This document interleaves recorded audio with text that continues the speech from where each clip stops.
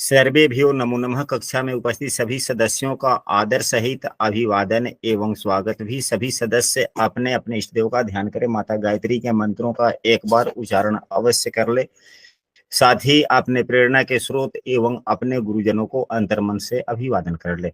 हम लोग के द्वारा नियमित कुंडली फलादेश पर आधारित कक्षा आयोजित की जाती है एवं मेरे द्वारा बहुत ही जल्द पूर्ण प्रारंभिक स्तर से लेकर फलादेश तक की कक्षा आयोजित की जाएगी। यदि उस कक्षा में भी आप शामिल होना चाहते हैं तो स्क्रीन पर दिख रहे नंबर पर आप व्हाट्सएप पर कक्षा में कंटिन्यू हो सकते हैं।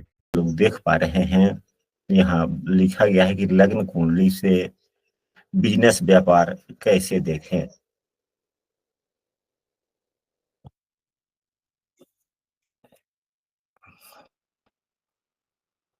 इसके लिए हम लोग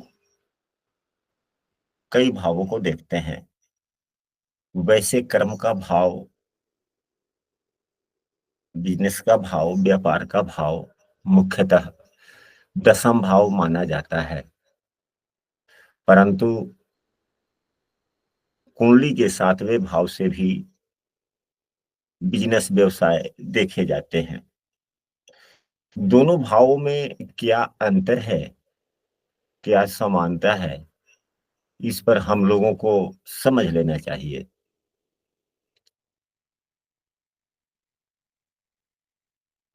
वैसे वास्तव में प्रमुख रूप से कर्म, नौकरी, व्यापार, बिजनेस इत्यादि का भाव दसम भाव ही है, परंतु भावत भावम सिद्धांत के अनुसार यह 10वें से 10वां होता है, इसलिए 7वां भाव भी आवश्यक हो जाता है। साथ ही हम कोई भी बिजनेस, व्यापार या अपना स्वतंत्र कार्य करते हैं तो उसमें हमें अकेले से कोई काम नहीं होता, उसमें हमारे सहयोगियों की आवश्यकता पड़ती है। बगैर सहयोग का, एक दूसरे से सहयोग लिए हुए बिजनेस व्यापार आगे बढ़ ही नहीं सकता। कुंडली का 7वां भाव हमारे सहयोगियों का भी है, इसलिए कुंडली के 7वें भाव की महत्ता और बढ़ जाती है। या आप लोगों ने कभी देखा है बिजनेस व्यापार, वैसे कुछ भी हो, उसमें बगैर किसी व्यक्ति के सहयोग से बिजनेस व्यापार कभी आगे जाता है? नहीं गुरुजी। नहीं गुरुजी।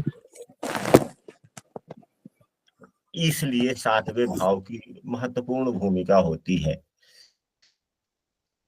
जिसके 7वें भाव खराब, 7वां भाव जिसके कुंडली का खराब होता है, उसके व्यवसाय, बिजनेस उतने अच्छे नहीं चलते। वह बार बार समस्याओं से घिरता रहता है, उसके व्यवसाय उतने उन्नति नहीं कर सकते। हमारे द्वारा नियमित रूप से प्रतिदिन कुंडली फलादेश पर आधारित कक्षा होती है। यदि कोई कक्षा में नया है और प्रतिदिन की कक्षा में शामिल होना चाहते हैं तो स्क्रीन पर दिख रहे नंबर पर व्हाट्सएप कर कक्षा में कंटिन्यू हो सकते हैं, या इस वीडियो के डिस्क्रिप्शन में हमने अपने व्हाट्सएप समूह का लिंक ही दे दिया है, यहाँ से भी आप शामिल हो सकते हैं। तो कौन कौन से सूत्र हो सकते हैं? आज की कक्षा हम लोग 7वें भाव को आधार मानकर ही करेंगे।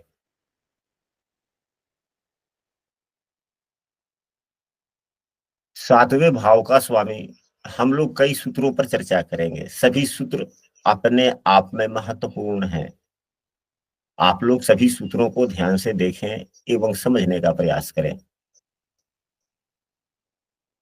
इसमें जो आवश्यकता पड़ने वाली है हम लिख देते हैं, जैसे भावेश राशियों के स्वामी तो 1 और 8 के स्वामी मंगल देव होते हैं, 2 एवं 7 के स्वामी शुक्र देव होते हैं, 3 एवं 6 नंबर राशि के स्वामी बुध देव होते हैं, 4 नंबर राशि के स्वामी चंद्रमा होते हैं, 5 नंबर स्वामी के सूर्य देव होते हैं, 9 एवं 12 के स्वामी गुरुदेव होते हैं, 10 एवं 11 के स्वामी शनि देव होते हैं।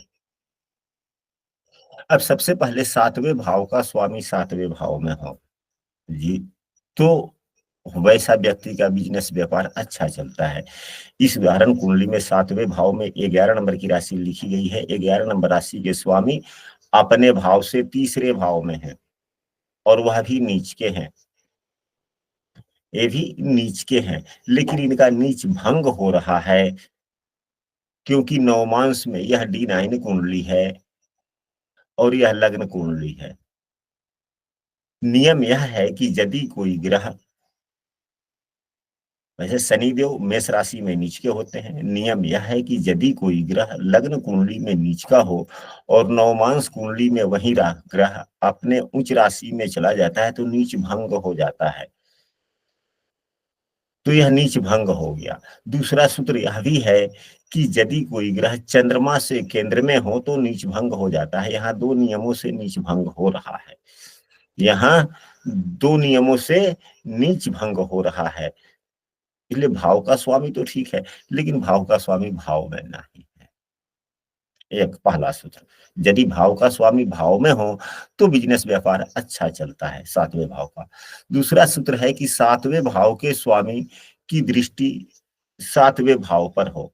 अब यही सातवें भाव के स्वामी शनि देव हैं, अगर शनि देव की तीसरी दृष्टि होती है, यहाँ रहते तो तीसरी दृष्टि, यहाँ रहते तो सातवीं दृष्टि, यहाँ रहते तो 10वीं दृष्टि, या यहाँ पे सातवें भाव में 9 या 12 नंबर की राशि होती तो देवगुरु बृहस्पति की 5वीं यहाँ होते तो 5वीं दृष्टि पड़ती, लग्न में होते तो 7वीं दृष्टि पड़ती, 11वें भाव में होते तो 9वीं दृष्टि पड़ जाती। या अगर 1 या 8 नंबर की राशि होता तो मंगल देव स्वामी हो जाते, मंगल देव की चौथी दृष्टि अगर चौथे भाव में होते तो दृष्टि पड़ती, या लग्न में होते तो 7वीं दृष्टि पड़ती, या 12वें भाव में होते तो 8वीं दृष्टि पड़ती, जो इस उदाहरण कुंडली में प्रभावी नहीं हो रहा है। सातवें भाव का स्वामी सातवें भाव को नहीं देख रहा है। शेष सभी ग्रह मंगल, शनि एवं गुरु के अलावे शेष सभी ग्रहों की जो राशियां अगर यहाँ पर अगर होती है तो वे लग्न में होंगे तो उनकी 7वीं दृष्टि पड़ेगी। सभी ग्रहों की, शेष सभी ग्रहों की दृष्टियां 7वीं होती है। अब इसके बाद में चलते हैं, 7वें भाव में कोई भी ग्रह नीच का ना हो। इस उदाहरण कुंडली में कोई भी ग्रह 7वें भाव में है ही नहीं तो नीच का होने का प्रश्न ही नहीं उठता। सभी ग्रहों की नीच राशियों का ज्ञान हम सबों को होना चाहिए। यदि मान लिया कि सूर्य देव है और यहीं पे 7 नंबर की राशि लिखी गई है और सूर्य देव है तो बिजनेस व्यापार अच्छा नहीं चलेगा। अगर 8 नंबर की राशि है, चंद्रमा है तो बिजनेस व्यापार अच्छा नहीं चलेगा। सूर्य चंद्रमा मंगल, अगर 10 नंबर की राशि है, 7वें भाव में ही मंगल देव है तो बिजनेस व्यापार अच्छा नहीं, उन्नति होने की संभावनाओं में बल नहीं मिलता। अगर बुध देव की बात करें तो 12 नंबर की राशि हो और बुध देव यहीं पे हो जाए 7वें भाव में तो अच्छी स्थिति नहीं कही जाती।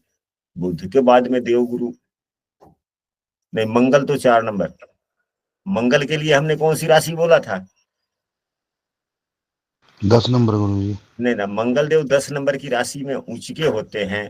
पुनः दोबारा एक बार सुन ले, सूर्यदेव अगर है तो 7 नंबर की राशि में सूर्यदेव अगर यहाँ पर है तो नीच के हो गए। चंद्रमा 8 नंबर की राशि में नीच के हो जाते हैं। मंगल 4 नंबर की राशि में नीच के हो जाते हैं। बुध देव 12 नंबर की राशि में नीच के होते हैं। गुरुदेव 10 नंबर की राशि में देवगुरु बृहस्पति नीच के होते हैं, बुध गुरु। शुक्रदेव 6 नंबर की राशि में नीच के होते हैं एवं शनिदेव 1 नंबर की राशि में नीच के होते हैं। यानी कि 7वें भाव में कोई ग्रह नीच के ना हो। यदि 7वें भाव में कोई ग्रह नीच के होते हैं तो बिजनेस व्यापार अच्छा नहीं चलता। कारण यह है कि हमारे सहयोगी ही हमें साथ नहीं दे पाते, क्योंकि 7वां भाव खराब हो जाने से सहयोगी का साथ नहीं मिल पाता। बातें स्पष्ट हो गई? जी गुरु जी। 7वें भाव पर किसी ग्रह की नीच की दृष्टि ना हो। अब मान लिया जाए कि यहीं पे 4 नंबर की राशि है, मंगल देव यहाँ पर हो गए तो मंगल देव की नीच की दृष्टि हो गई, या मंगल देव यहीं पे होंगे तो नीच की दृष्टि हो गई, या यहीं पे 10 नंबर की राशि है, देवगुरु बृहस्पति यहाँ पर होंगे तो इनकी नीच की दृष्टि हो जाएगी। यानी कि शेष सभी ग्रहों को आप लोग समझ सकते हैं। यदि 1 नंबर की राशि यहाँ पर है और शनि देव यहाँ पर है तो शनि देव की नीच की दृष्टि हो जाएगी, या कहीं से भी देखें नीच की दृष्टि हो जाएगी शनि देव की। इस प्रकार से हम लोग समझ सकते हैं। भाव का स्वामी नीच का ना हो। इस उदाहरण कुंडली में भाव का स्वामी नीच का है, परंतु नीच भंग हो रहा है, जैसा कि हम लोगों ने पूर्व में भी चर्चा किया है। तो जो ग्रह नीच के होते हैं और नीच भंग हो जाता है तो वे उच्च के जैसे फल देते हैं, अच्छे फल देते हैं। अतः इस जातक को व्यवसाय के लिए अच्छा माना जा सकता है। भाव का स्वामी शत्रु राशि में न हो। इस उदाहरण कुंडली में भाव का स्वामी अपने शत्रु राशि में है। यह सामान्य नियम है। सामान्य नियम उसी समय समाप्त हो जाता है जब कोई विशेष नियम लागू हो जाते हैं। जब ग्रह नीच का हो गया, नीच भंग हो गया तो उसके जैसे फल देंगे। फिर यहाँ पर जो यह शत्रु राशि वाली बात आ गई या नीच राशि वाली बात आ गई, यहाँ पे समाप्त हो गया या रह गया? समाप्त हो गया गुरु जी। समाप्त हो गया। समाप्त हो गया। अब इसके बाद में चलते हैं, अन्य सूत्रों पर चर्चा करते हैं। भाव में कोई ग्रह शत्रु राशि का न हो। भाव में कोई भी ग्रह शत्रु राशि का न हो, इसके लिए आप सबों को सभी ग्रहों की शत्रुता मित्रता का ध्यान ज्ञान होना चाहिए।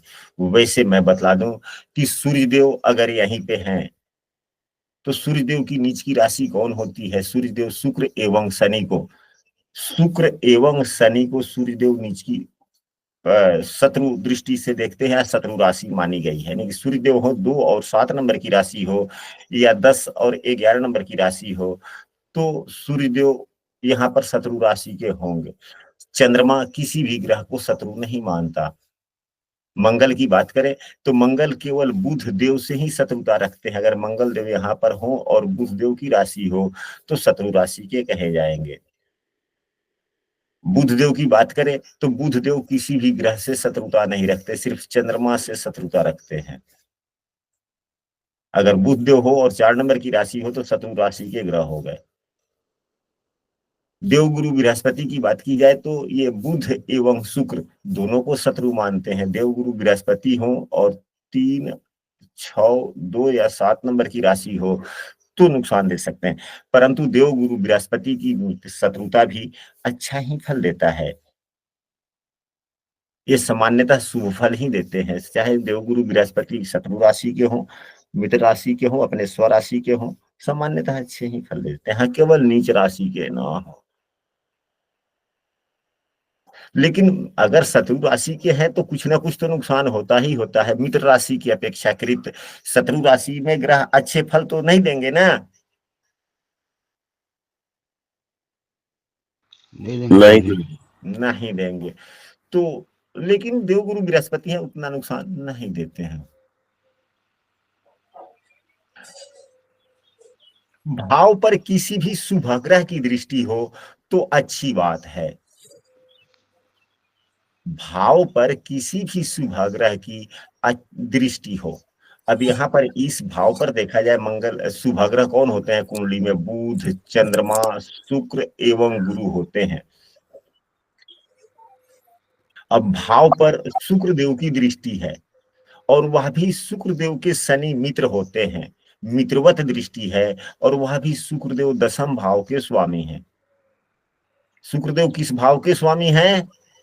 10वें भाव के स्वामी होकर के 7वें लग्न में 10वें भाव के स्वामी होकर के लग्न में बैठ गए और 7वें भाव को देख रहे हैं और भाव का स्वामी नीच का होकर के नीच भंग हो गया और पंचमेश के साथ में है। इस जातक के लिए व्यवसाय व्यापार उन्नति वाली स्थिति बनती है कि नहीं बनती है? बनती है गुरुदेव। बनती है।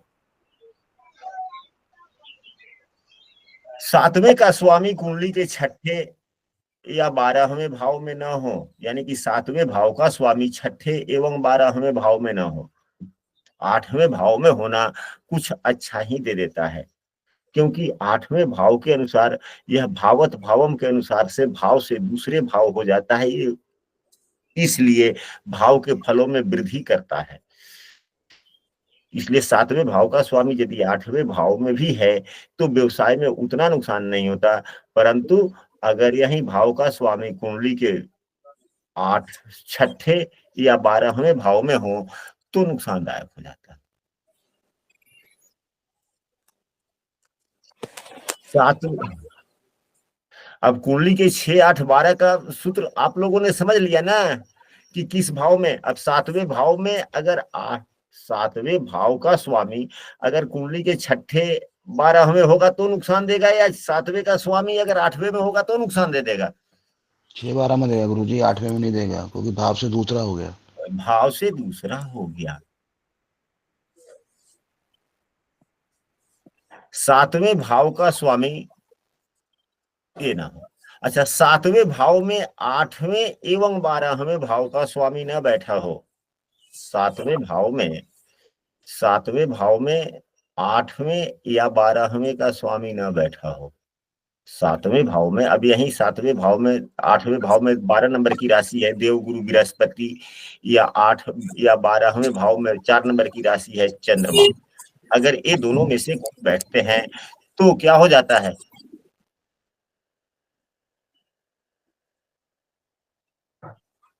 व्यवसाय में सफलता मिलने की संभावनाएं कम हो जाती है।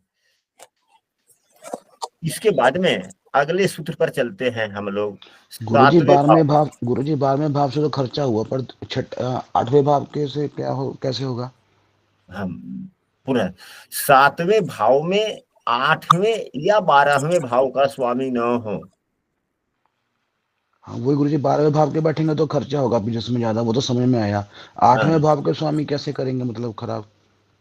अब यहीं पे देखा जाए ना, इस भाव के लिए धन भाव 8वां हो गया और भाव का स्वामी अपने भाव से 12वें हो गया। ठीक है गुरुजी। अपने भाव से 12वें हो गया, इसलिए नुकसानदायक हो गया। छठे का स्वामी अगर यहीं पे बैठ जाता है 7वें भाव में, यानी कि छठे का स्वामी अगर यहाँ बैठ जाता है तो लाभ दे देगा ना, क्योंकि यह कंपटीशन भाव है। कंपटीशन भाव का स्वामी अपने भाव से दूसरे भाव में बैठ गया, जो व्यवसाय का भाव है, तो व्यक्ति के व्यवसाय के मामले में कंपटीशन की भावना ज्यादा हो जाएगी ना। सही बात है गुरुजी। और यहाँ आया। जो है, यह आकस्मिक सोच का भाव है। आकस्मिक सोच का भाव का स्वामी अपने भाव से 12वें बैठ जाएगा, तो क्या नई नई सोच इसके मन में आएगा व्यवसाय के प्रति? नहीं आएगा गुरुजी। नहीं आएगा। सातवें भाव के स्वामी ऐसे जगह ना बैठे हो जो नीच के ग्रह के साथ में हो। अभी यही 7वें भाव में शनि देव की राशि है, और अगर शनिदेव यही दूसरे भाव में बैठ जाते हैं और शुक्र भी अगर यहाँ पर हो जाए, तो यहाँ पर 6 नंबर की राशि है। 6 नंबर की राशि में शुक्र देव नीच के होते हैं और उसी के साथ में भाव का स्वामी हो गया, तो भाव के फलों में नुकसान हो गया। सातवें भाव पर किसी भी ग्रह की नीच की दृष्टि ना हो। सातवें भाव के स्वामी पर किसी भी ग्रह की नीची दृष्टि ना हो। नीच की दृष्टि ना हो। अब मान लिया जाए कि नीच की दृष्टि होने से भाव के फलों में हानि होती है। अभी तक हम लोगों ने जितने सूत्र पढ़े, उपरोक्त जो भी सूत्र बनता है, यह हम लोगों को भाव के फलों के वृद्धि के योग पर या भाव मजबूत के योग पर हम लोगों ने अभी तक 8-10 सूत्रों का हम लोगों ने चर्चा किया। करीब 2, 4, 6, 8, 10, 12, 13, यानी कि 12-13 सूत्रों पर जो हम लोगों ने चर्चा किया, यह भाव कैसे मजबूत होंगे, इस विषय वस्तु पर हम लोगों ने चर्चा किया। अगर ये सभी सूत्र लग रहे हैं या बुरे सूत्र का प्रभाव नहीं है, तो हम समझ सकते हैं कि हम जो काम करने वाले हैं, 7वां भाव जो सहयोग का भाव होता है, हमें सहयोग मिलने की पूरी उम्मीद है। गुरु। आज जब सहयोग मिलेगा तभी तो उन्नति होगी ना। जी गुरु जी। तो उपरोक्त जो सूत्र हम लोगों ने पढ़ा, अगर यह योग हो तो व्यापार में लाभ भी होता है और नाम भी व्यापार में ऊंचा हो जाता है। अच्छा, इसके अलावे कुछ अन्य सूत्रों को हम लोग पढ़ते हैं, समझने का प्रयास करते हैं। 7वें का स्वामी उच्च का होकर सातवें का स्वामी उच्चिका होकर, अगर सातवें भाव का स्वामी उच्चिका होकर लग्न में हो, चौथे में हो, सातवें में हो, 10वें में हो, पंचम में हो, नवम में हो, 11वें में हो या तीसरे में हो,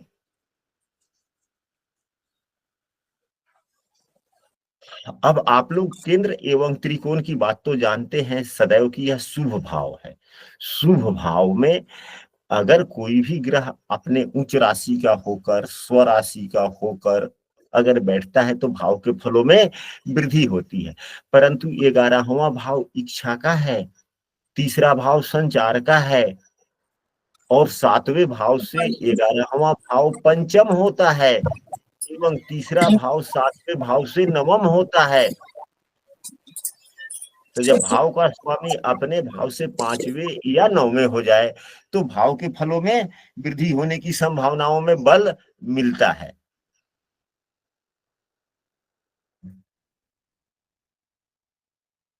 अगर यही जो अभी तक हम लोगों ने सूत्र पढ़े वह सूत्र भी कुंडली में लग रहे हों, यानी कि 7वां भाव खराब न हो,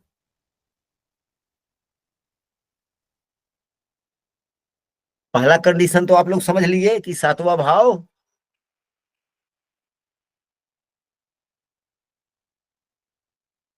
जितना खराब अच्छा न होगा, हो। हाँ, जितना अच्छा होगा उतना ही अच्छा बिजनेस में लाभ मिलेगा। इसके साथ में और हम लोगों को क्या क्या देखना चाहिए, तो 11वें भाव का स्वामी 11वें भाव में हो या देखते हो, 11वें, अगर इन सभी सूत्रों के साथ 11वें भाव का स्वामी यदि 11वें भाव में हो या 11वें भाव को देखता हो। देखता हो तो व्यवसाय में अच्छी सफलता मिलती है एवं कम कम निवेश में अच्छी प्रसिद्धि मिलती है, अच्छी सफलता मिलने की उम्मीद होते हैं, यानी कम निवेश ज्यादा लाभ। लाभ। हो गया। और भी कई सूत्र होते हैं, जरा सा कुंडली साफ करने दीजिए।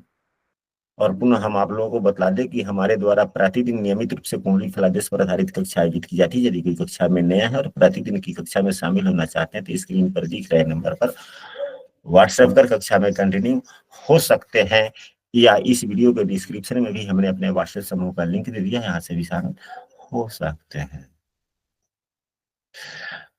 एक चीज और है, यदि यह सामान्य सा सूत्र है, यदि 11वें भाव का स्वामी 11वें भाव में हो या 11वें भाव को देखते हो,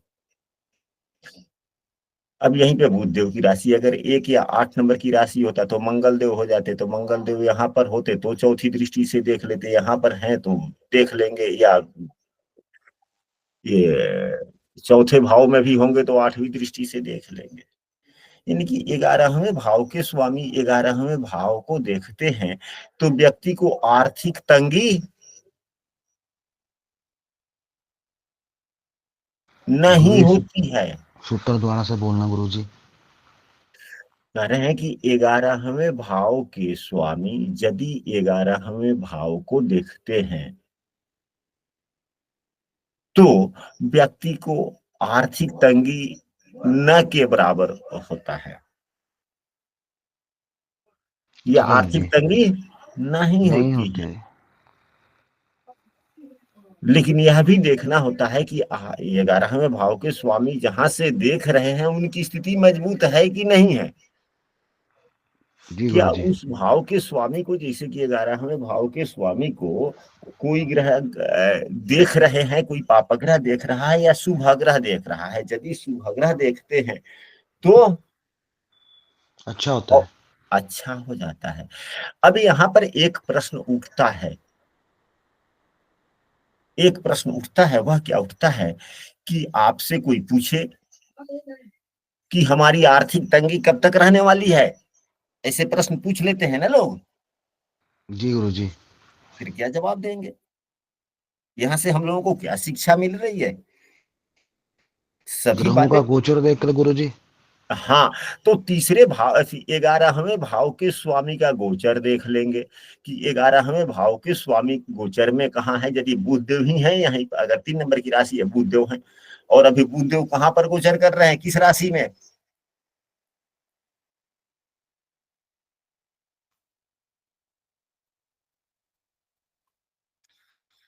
अभी बुधदेव किस राशि में गोचर कर रहे हैं? तो बुधदेव अभी धनु धनु राशि राशि में, में है गुरुजी। अभी धनु राशि में ही गोचर कर रहे हैं। यहीं पे बुधदेव है, तो बुधदेव की दृष्टि पड़ रही है।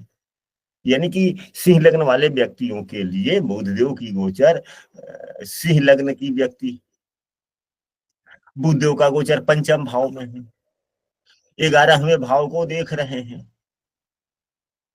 आर्थिक तंगी से समाधान होने की स्थिति पर बल मिलता है कि नहीं मिलता है? मिलता है गुरुजी। मिल रहा है, परंतु स्थिति थोड़ी खराब है। कारण कि मंगल भी यहीं पे गोचर कर रहे हैं बुध की राशि में, और मंगल बुध को देख रहा है। मंगल उग्र है, मंगल उग्र ग्रह है, तो अपने विचारों में उग्रता के कारण उसे नुकसान होगा। अपने बुद्धि के उग्रता के कारण आय में नुकसान होने की संभावनाओं पर बल मिल जाता है, क्योंकि मंगल बुध को देख रहे हैं। गोचर का प्रभाव पड़ता है कि नहीं पड़ता है? पड़ता है गुरुजी। तो फिर हम क्या सुझाव देंगे उसे?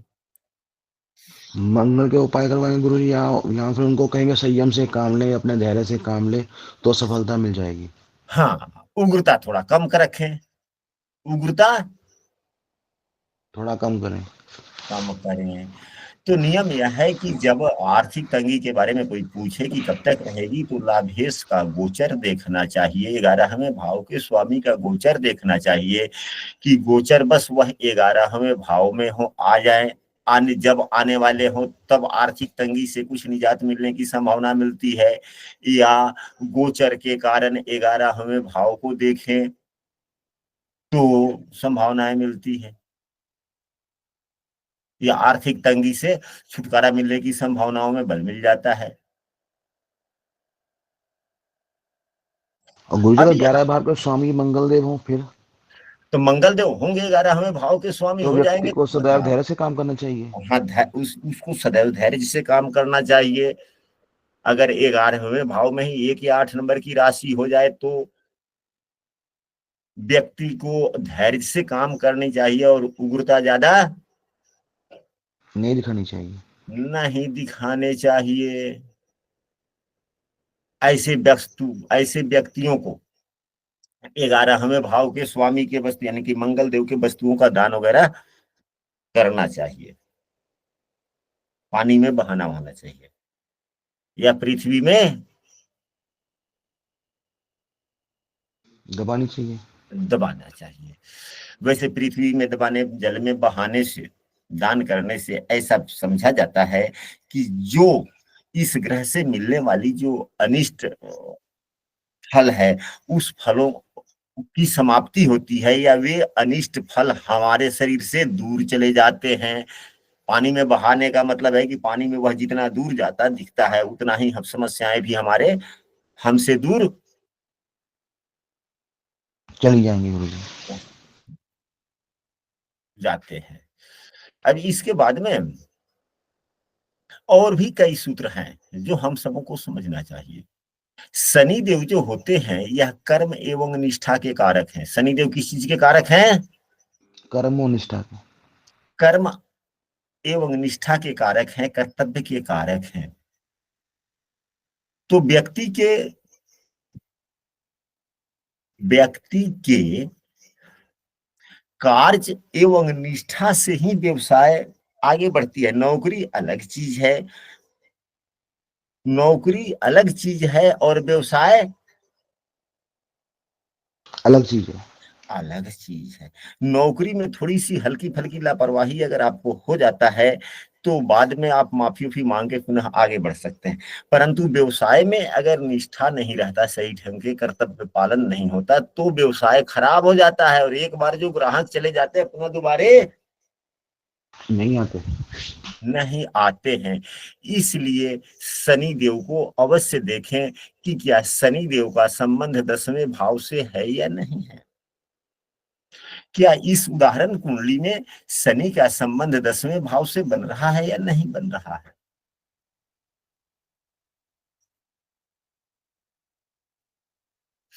तो शनिदेव प्रथम दृष्टिया 10वें भाव के 12वें हैं। शनिदेव की दृष्टि 10म भाव पर भी नहीं है, 10म भाव के स्वामी पर भी नहीं है। नहीं है। लेकिन शनिदेव नवमांश में देखें तो वह नवमांश में कहाँ है, शुक्र की ही राशि में है। यह प्रत्यक्ष रूप में 10म भाव से तो संबंध नहीं बना रहे हैं, लेकिन अप्रत्यक्ष रूप से बना नवमांश रहे में हैं। राशि में होने के कारण 10म भाव के स्वामी से इनका अप्रत्यक्ष रूप से संबंध बन गया गुरु जी। संबंध बन रहा है।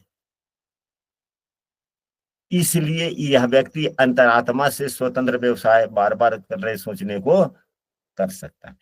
तो अगर शनि का संबंध 10वें भाव से हो जाए, शनि देव 10म भाव को देखते हो या 10म भाव के स्वामी को देखते हो, या 10म भाव दशमेश के नवमांश कुंडली में नवमांश कुंडली में 10म भाव के स्वामी की राशि में हो तो संबंध बनता है,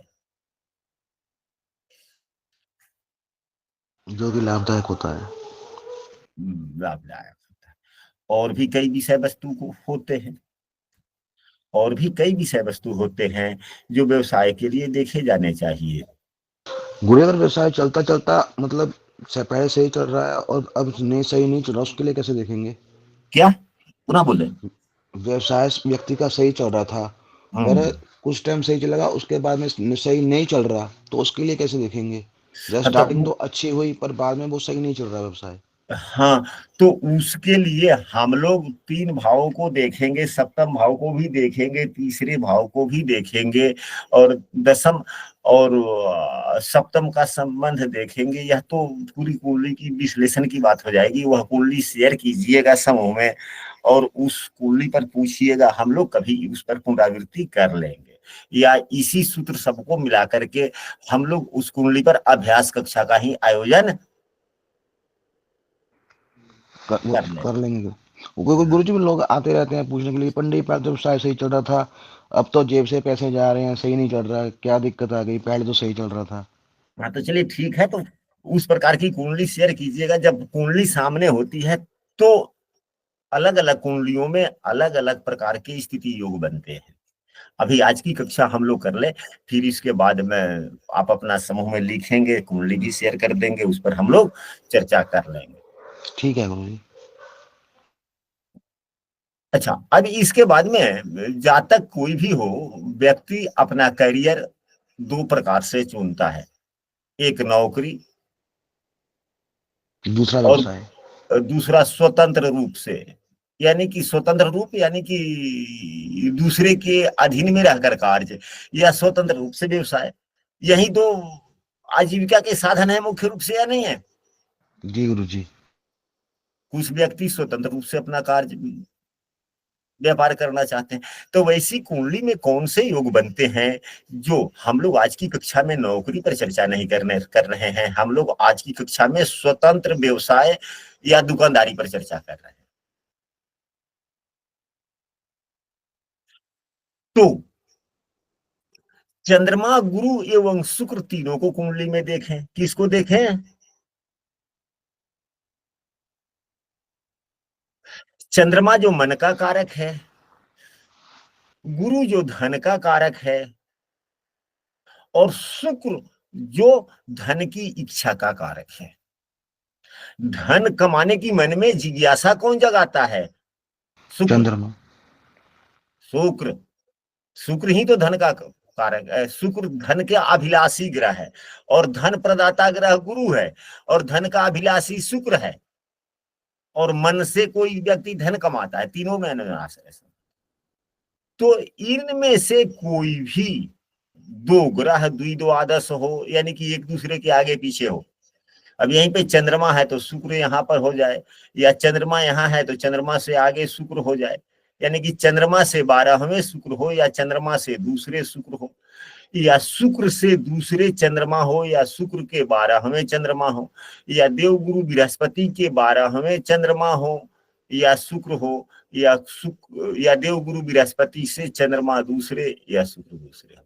यानी कि इन तीनों ग्रहों में कोई भी दो ग्रह द्विद्वादश हो, चंद्रमा, शुक्र एवं गुरु, तो व्यक्ति स्वतंत्र कार्य करना ज्यादा पसंद करता है। आप लोग अपनी अपनी कुंडली में देखें कि यह सूत्र प्रभावी हो रहा है या नहीं। आज कक्षा में तो काफी सदस्य जुड़े हैं, परंतु बोल कोई नहीं रहा है। जो व्यक्ति अगर नहीं बोलेगा तो फिर कक्षा में आनंद कहाँ से आएगा। और भी लोग तो बोले, माइक तो कम से कम आप लोग खोलें।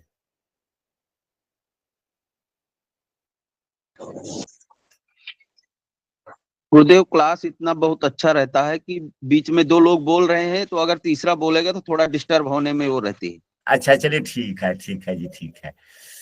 अच्छा, अब इसके बाद में चंद्रमा को देखें कि चंद्रमा कहाँ है स्वतंत्र व्यवसाय के लिए। चंद्रमा से चौथे, चंद्रमा से चौथे, 7वें, चंद्रमा से 10वें। अगर शुभ ग्रह हो चंद्रमा से केंद्र में, इसको दूसरे शब्दों में कह सकते हैं कि चंद्रमा से केंद्र में यदि शुभ ग्रह हो बलवान स्थिति में, तो व्यक्ति स्वतंत्र व्यवसाय करने का मन ज्यादा करता है। अब इस उदाहरण कुंडली में चंद्रमा से केंद्र में बुधदेव भी हैं और मजबूत स्थिति में हैं, अपने मित्र राशि के हैं। चंद्रमा से केंद्र में देवगुरु बृहस्पति भी हैं जो पंचमेश हैं और अपने मित्र राशि में है। दो दो ग्रह क्या हो गए, शुभ ग्रह हो गए। एवं शनि देव भी हैं चंद्रमा से केंद्र में जो नीच भंग कर रहे हैं धन के लिए। नीच भंग ग्रह जो होता है धन का कारक हो जाता है, तो चंद्रमा से तो यह स्वतंत्र व्यवसाय के योग बने। कुंडली में और भी कई चीज होते हैं। व्यवसाय के कारक कौन से ग्रह होते हैं? बुध ग्रह। व्यवसाय के कारक बुधदेव हैं। बुधदेव पर शनि की दृष्टि हो या राहु की दृष्टि हो, बुध पर शनि की दृष्टि हो या राहु की दृष्टि हो, तो या युत हो, यानी कि बुध देव शनि या राहु से युत दृष्ट हो, तो व्यक्ति स्वतंत्र कार्य करना चाहता है।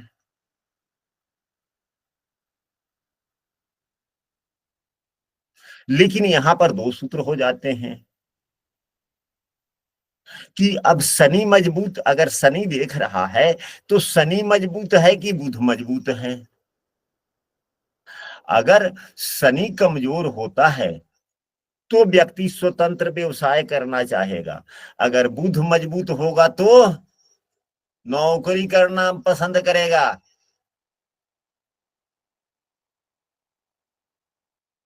नहीं समझ पाए आप लोग? सूत्र को दोबारा आप लोग रिपीट करें। शनि अगर मजबूत होगा तो व्यापार करेगा, बुध मजबूत होगा तो नौकरी करेगा। अगर वहीं अगर राहु से भी युत दृष्ट है, अगर राहु से भी युत दृष्ट है, भले शनि से नहीं युत दृष्ट है, फिर भी व्यक्ति स्वतंत्र व्यवसाय करेगा या नौकरी। अगर राहु से युत दृष्ट हो गया तो स्वतंत्र व्यवसाय के योग बन गए। तो फिर शनि को देख ले कि शनि मजबूत है कि बुध। अगर शनि कमजोर है तो स्वतंत्र व्यवसाय करेगा, अगर बुध मजबूत है तो नौकरी। नौकरी। चंद्रमा से गुरु तीसरे हो, चंद्रमा से देवगुरु, अगर यहीं पे चंद्रमा है और देवगुरु बृहस्पति यहां बैठ जाए तो व्यक्ति स्वतंत्र व्यवसाय करना पसंद करता है।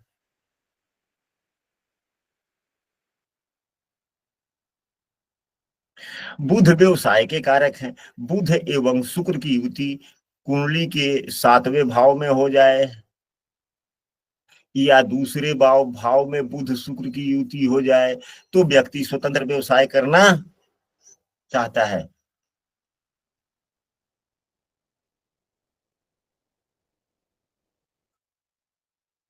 दूसरे भाव के स्वामी, अलग से सूत्र, कई सूत्र हैं, अनगिनत सूत्र बन सकते हैं। दूसरा भाव धन का भाव होता है। दूसरा भाव धन का भाव होता है। धन का भाव होता है। तो दूसरे भाव का स्वामी किसी शुभ ग्रह की राशि में हो। अब यहाँ पर दूसरे भाव का स्वामी तो शुभ ग्रह की राशि में है और 7वें भाव को भी शुभ ग्रह देखते हो, यानी दूसरे भाव का स्वामी शुभ ग्रह की राशि में हो और 7वें भाव को भी शुभ ग्रह देखते हो तो व्यक्ति व्यापार करता है।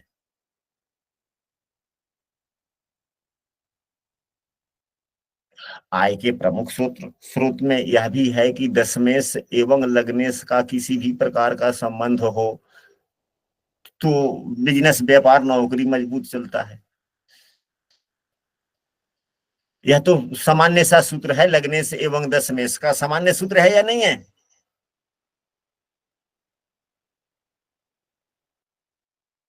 है गुरुदेव, है। कुंडली के आत्मकारक ग्रह, आत्मकारक ग्रह कौन होते हैं जानते हैं आप लोग? इस उदाहरण कुंडली में आत्मकारक ग्रह कौन है? सबसे ज्यादा डिग्री वाला ग्रह। क्या? कुंडली में सबसे ज्यादा डिग्री वाला ग्रह है। हाँ जी, कुंडली में सबसे ज्यादा डिग्री वाला ग्रह आत्मकारक ग्रह कहा जाता है। इस उदाहरण कुंडली में सूर्य देव का अंश सबसे अधिक है, 23-15 है। तो इस उदाहरण कुंडली में आत्मकारक ग्रह कौन हो गए? सूर्यदेव। सूर्यदेव हो गए। सूर्यदेव। इस सूत्र को नोट करें आप लोग कि आत्मकारक ग्रह को नवमांश कुंडली में देखेंगे कहाँ है। यहां पर अब सूर्यदेव कर्क राशि में है। अगर सबसे कुंडली में जो सबसे अधिक अंशों वाला ग्रह है वह ग्रह अगर शनि की राशि में होता है नवमांश कुंडली में तो व्यक्ति क्या करता है?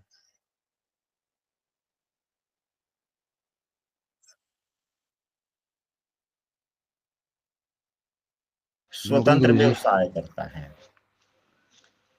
गुरुजी लेकिन इसके लिए तो दशमांश कुंडली देते हैं ना, नवमांश की जगह। नहीं, अब यहाँ पर हमने क्या कहा कि आत्मकारक ग्रह, आत्मकारक ग्रह अगर शनि के नवमांश में है तो शनि स्वतंत्र काम करना चाहते हैं। शनि सेवक है। शनि क्या है? सेवक है। सेवक है।